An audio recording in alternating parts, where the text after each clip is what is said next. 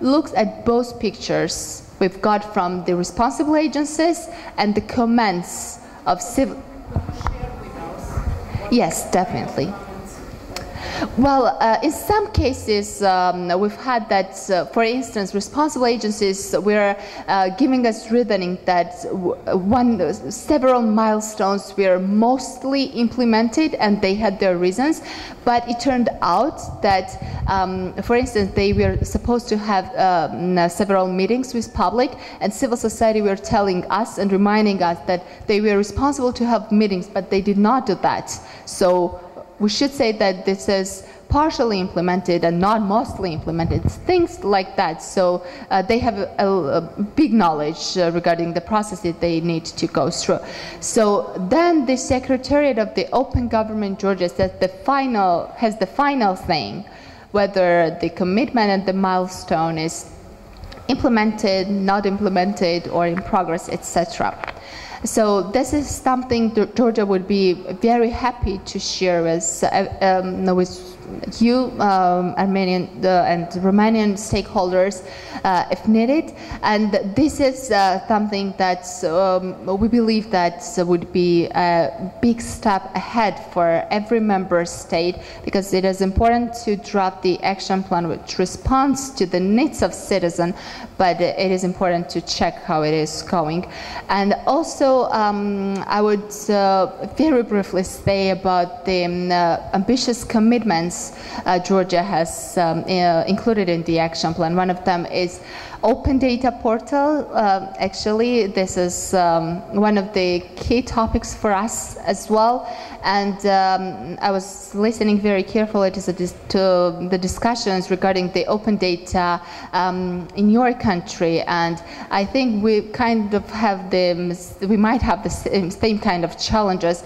For instance, it is a challenge for us to actually define what is open data to the different public agencies and push them to give us all the data they have, because they are very easy to give out the data which does not have that meaning for IT stakeholders, IT developers, for instance, to work on them and create applications, for instance.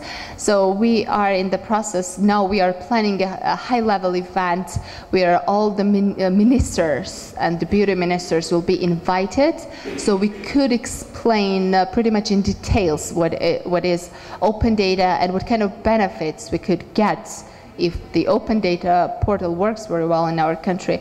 Also, we are working to elaborate a standalone Freedom of Information Act, and this is also very much connected to the transparency level of the country, not only for Georgia, but for every country, I would say.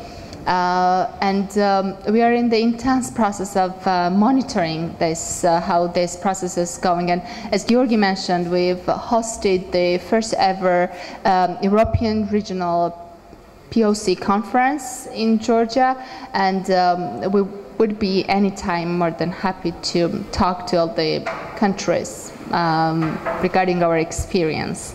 And thank you again for inviting us. Yes. You did? Yes.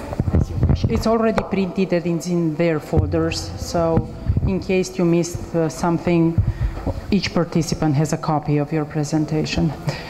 I'm wondering whether at this point you have some questions before we move to the... You had 3 experiences at different level of internalizing OGP principles into the national institutional setup, working philosophy, as well as in legislation. If you would like to raise any question about each country's experience, governmental experience as it was presented, let me know. Yes? I think, possible?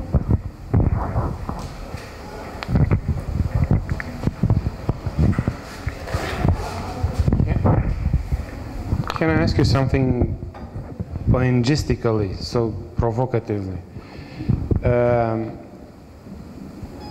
I think that this data openness from the government cannot be achieved at the pace that we would like to. We recognize the data that we have. We are by nature people that are always complaining about what we receive or what should be the standards. So having this in mind, that we will never be satisfied with the openness and the quality of the data, and to be really in a format, because this is your nail in the shoe that you always have. What do you say about having actually, usually UK model is like this. They appoint a commissioner which is from outside of the government field. Might be a former public official, but who is who is at that current moment of appointment not working with the government, as an advocate or as an ombudsman or something, whatever, a data pooler from the public body.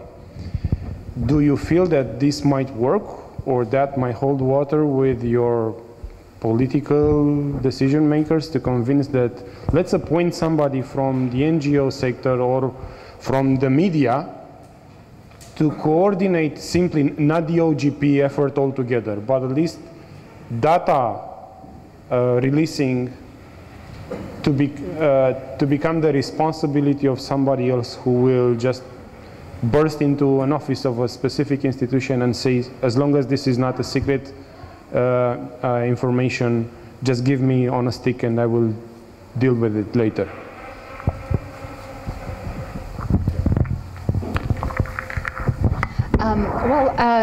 At this stage of development of the open data portal in Georgia, it is an idea to appoint a specific officer within the public, within each and every public agency, to be responsible to give out all the open data they have within the, under their responsibility.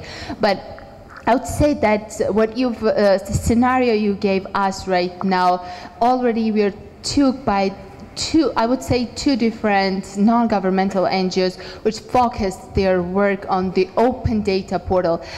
Even more, they work to request open data from the public agencies. Then they collect all this, and they have created specific web portal to upload all the open data they got from the public agencies. So this is an idea at this point more connected from the government perspective to have designated one person in each agency to work on the open data issues, but that scenario also is very acceptable, I would say.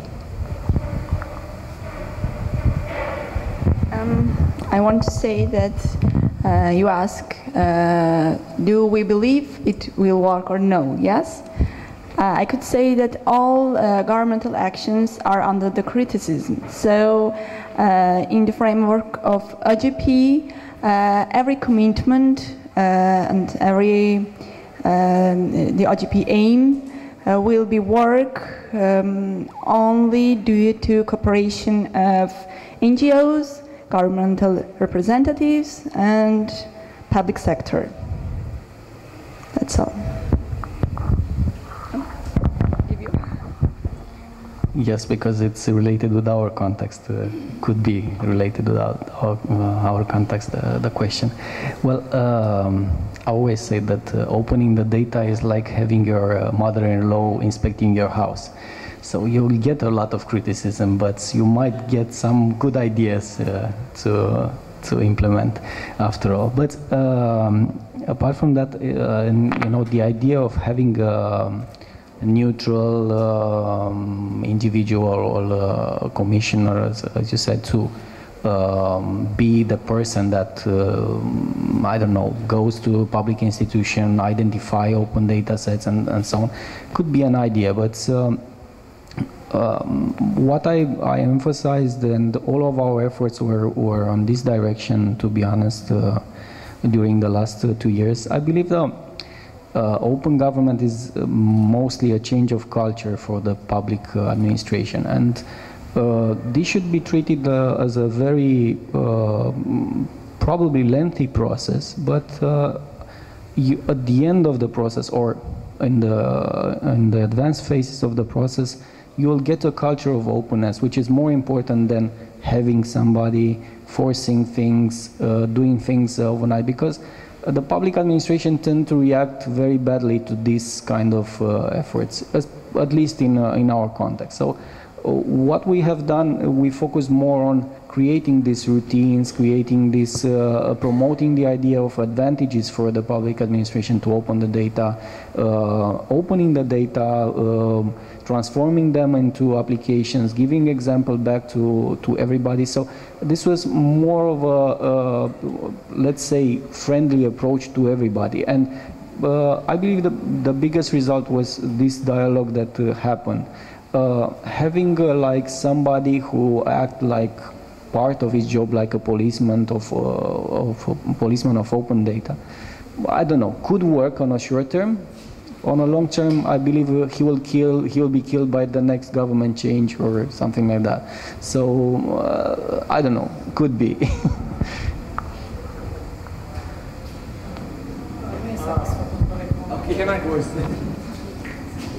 Because you mentioned the magic phrase government change, can I ask you, the three of you, but mostly you, because it's looming in Romania, this government change. And just to quote the Prime Minister, nobody is there forever. He said it when he came to this position. And it's much more I urge you to do this in any of the countries. And if you want to reply on this, please do. To get, and I did this with you, Radu, also on private meetings. Please try to reach to others political sides that might come to power when you will not be there anymore. And you will not be there not because you're not competent, but because you are loyal with the people that are now in the government. And make sure that you identify, and you might probably try to convince somebody from the other side to pick up this subject, because right now on the other side there is nobody really caring about this subject.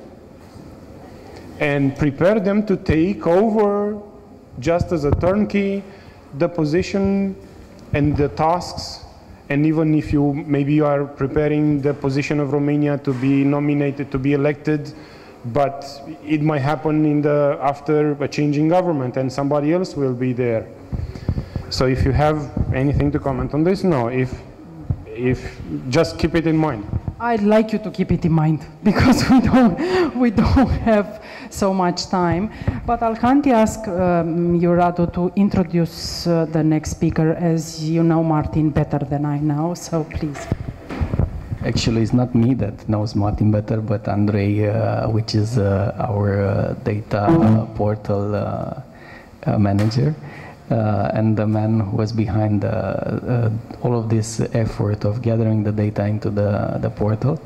But what I would like to say before I switch to Andrei, just to briefly introduce Martin, that I was very happy to have Martin here, having a view from the from European level or from a big high level about the use of information and the PSI. So I believe we can use this experience. We are in a very good touch with everybody on this aspect, and we put very much hope on our law, our change of law in terms of public sector information. So I'll give to Andrew just for a brief introduction, or I'll let Martin to do it by himself. It's okay. He will do it very good. Thank you very much. Well, this I will explain what the EPSI platform is, what I'm here for. EPSI platform is a EU project. We work for the European Commission, and we are in charge of mainly the awareness raising of open data and PSI reuse in all Europe. We try to get involved all public bodies, all governments in Europe, around the European Union, as well as the civil society, the reusers, everyone together, just to get them engaged in this sense, in this field, open data and PSI reuse.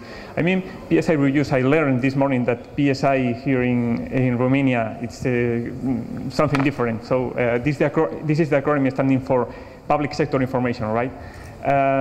We, in the platform, in the EPSI platform, we collect information, we collect happenings and report happenings around Europe regarding PSI reuse and open data. If you publish some law specifically about freedom of information, open data or something related, we will publish on the platform and we will make some publicity of your actions, and also not from the government, as well from the civil society, NGOs, and everything related to open data. We collect best practices, and as I told you, we engage the community. We have a very distributed team, the official team. You can see some familiar faces here, Bogdan, and here Valentina Pavel. And we try to have some key contacts in different parts of Europe, just to understand the culture and the different things happening around Europe. So in this case, we have a good representation in Romania. One of the aims of the platform, apart from just reporting and just to get engaged everyone in this field, is maintaining this scoreboard. Maybe this is familiar for you. This is the scoreboard evaluating the 28 countries of the Union. And as you can see, well, Romania is here. I believe after this meeting, after getting some information, we can add some score to this in this scoreboard for your country. We measure not only open data, but we measure all the status related to PSI in terms of law, the community around open data. I mean, for instance, if some some NGO organize some hackathon, some event for maybe it's only for developers, for PSI reusers, we can put it into the score as a small point of the part of the indicators, as well as many others like formats. If you are exposing the information, the open data by default, in open formats, enabling the reuse using open licenses, etc. So we measure all the status of PSI in these countries.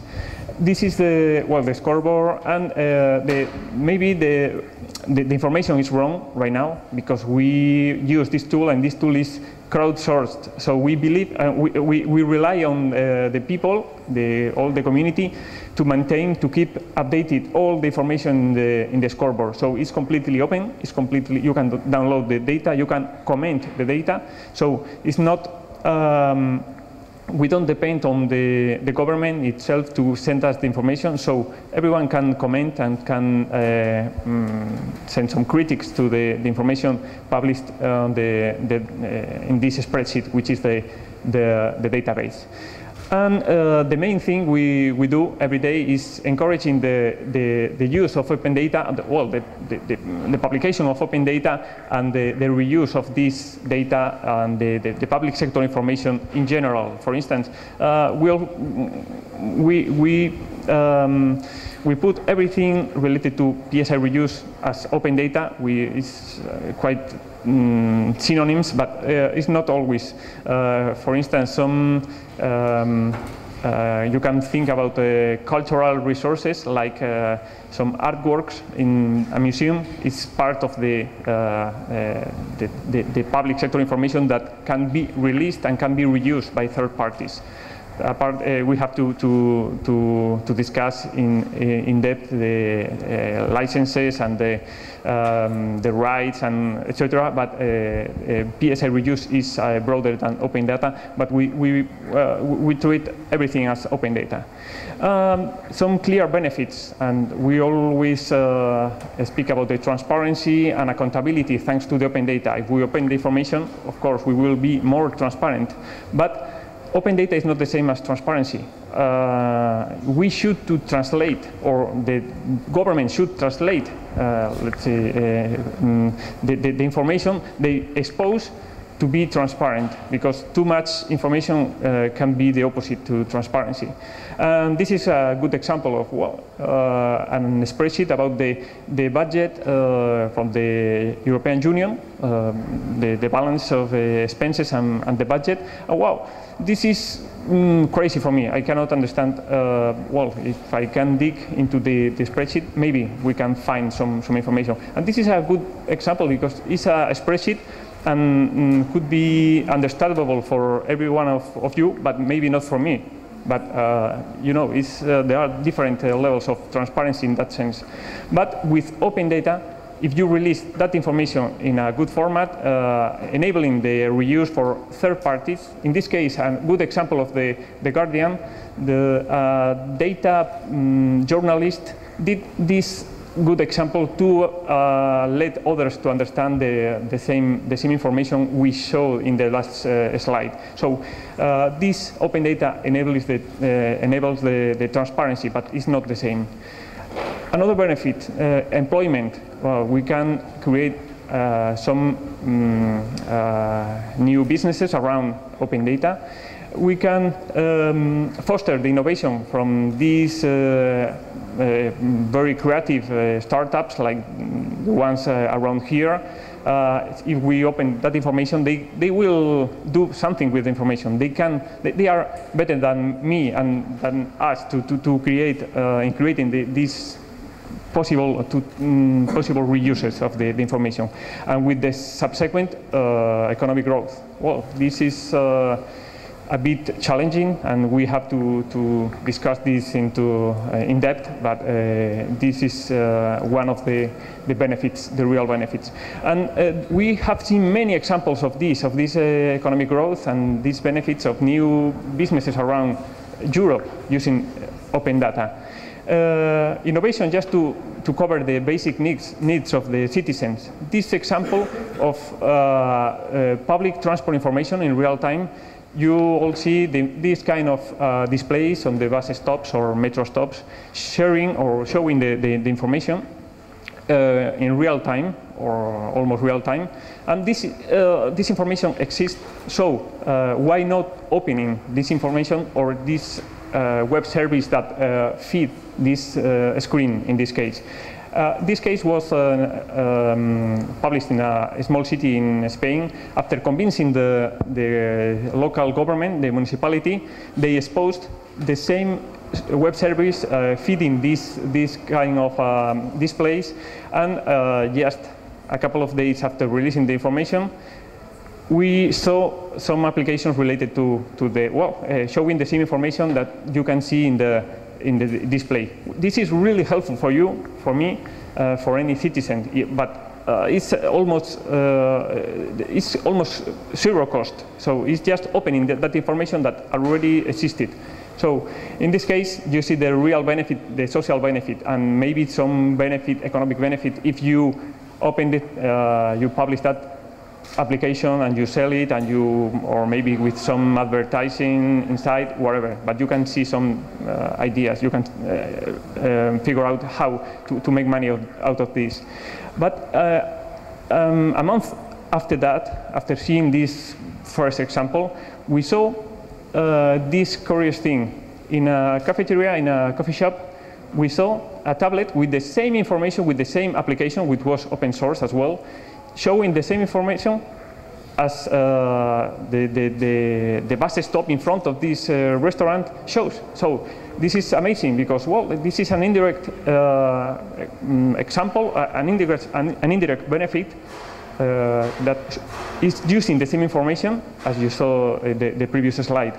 And now the customers here can be having the cup of tea, relaxed, because they are aware of the next bus to cross the restaurant in that case. So you see different examples.